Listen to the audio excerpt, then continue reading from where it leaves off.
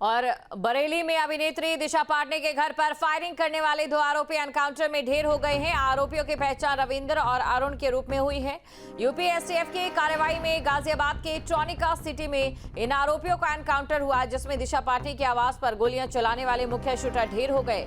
मृतक शूटर रविंद्र रोहतक और अरुण सोनीपत का रहने वाला है। जानकारी के मुताबिक आरोपियों के तार रोहित गोधारा गोल्डी बरार गैंग से जुड़े बताए जा रहे हैं और एसटीएफ की टीम ने मौके से ग्लॉक जिगाना पिस्टल और बड़ी मात्रा में कारतूस भी बरामद किया है।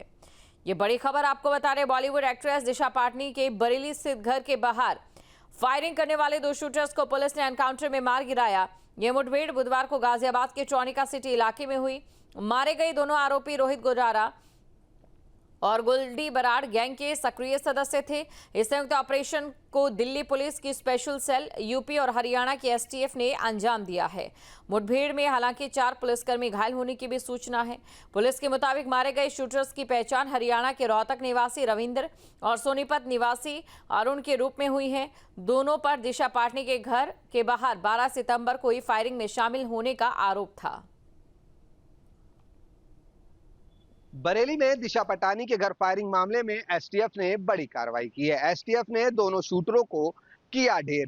गैंगस्टर गोल्डी बरार गैंग के बताए जा रहे हैं सदस्य बरेली में 12 सितंबर को अभिनेत्री दिशा पटानी के घर पर की थी ताबड़तोड़ फायरिंग से मचा था हड़कंप। वहीं सीएम योगी आदित्यनाथ ने घटना का लिया था संज्ञान और अधिकारियों को दिए थे कड़ी कार्रवाई के निर्देश। जांच में शूटरों की पहचान रविंदर और अरुण पुत्र राजेंद्र निवासी सोनीपुत्र हरियाणा के रूप में हुई थी। दोनों बदमाश कुख्यात रोहित गोधरा गोल्डी बरार गैंग के सक्रिय सदस्य थे। आज गाजियाबाद की ट्रोनिका सिटी थाना क्षेत्र में एसटीएफ व सीआईयू दिल्ली टीम को मिली थी लीड। ट्रोनिका सिटी में हुई बदमाशों से मुठभेड़ के दौरान दोनों शूटर हुए थे घायल, जिन्हें घायल अवस्था में अस्पताल में कराया था भर्ती। वहीं डॉक्टरों ने उन्हें मृत घोषित कर दिया। और खबर पर अधिक जानकारी के साथ संवाददाता सोनू हमारे साथ जुड़ चुके हैं। सोनू, किस प्रकार पूरी मुठभेड़ हुई है? देखिए, मैं आपको बता दूं, मैं हिमांशु बोल रहा हूं और गाजियाबाद में ये देर रात जो मुठभेड़ हुई है 7:15 पर जो यूपी एसटीएफ की नोएडा यूनिट है उनको ये जानकारी मिली थी।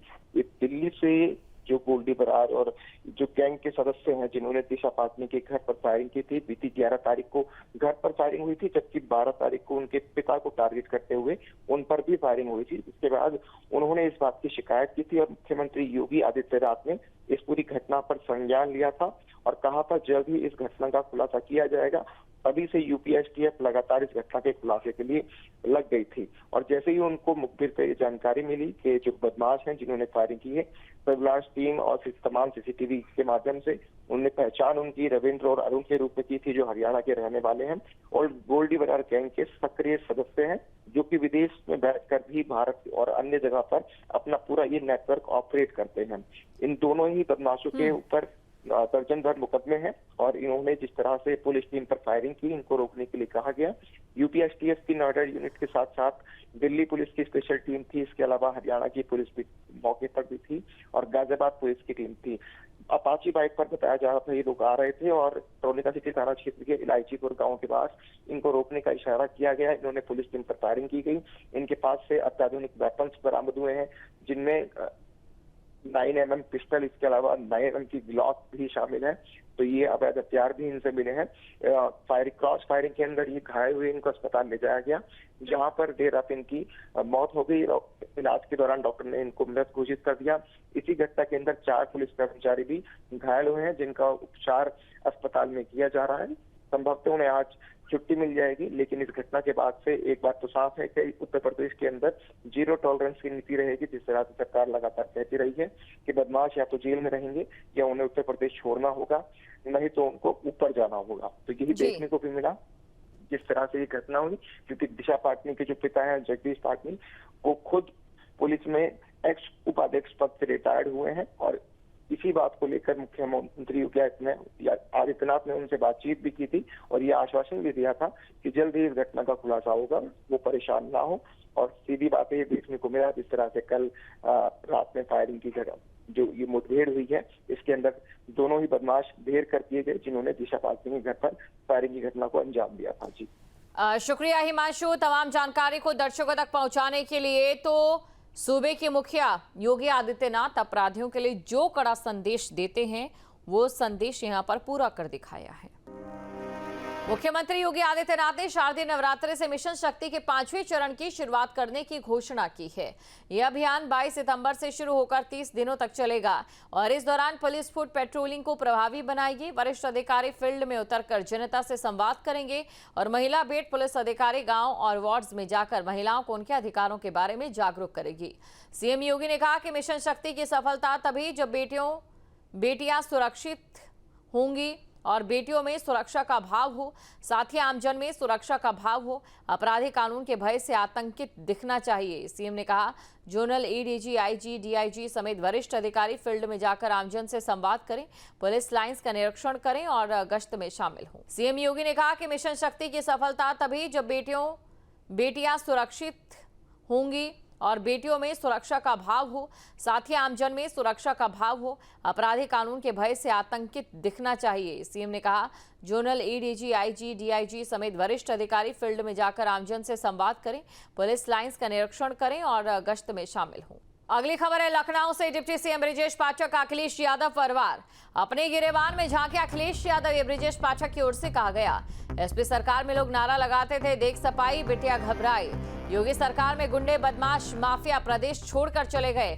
उत्तर प्रदेश आज दंगा मुक्त प्रदेश बन गया है। तो उत्तर प्रदेश आज दंगा मुक्त प्रदेश बन गया है।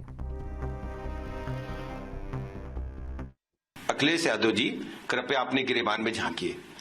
भारतीय जनता पार्टी की सरकार जब से योगी जी के नेतृत्व में बनी है, मैं दावे के साथ कह सकता हूं, गुंडे बदमाश माफिया लुच्चे लफंगे उत्तर प्रदेश छोड़ करके चले गए हैं। उत्तर प्रदेश आज दंगा मुक्त प्रदेश बना है।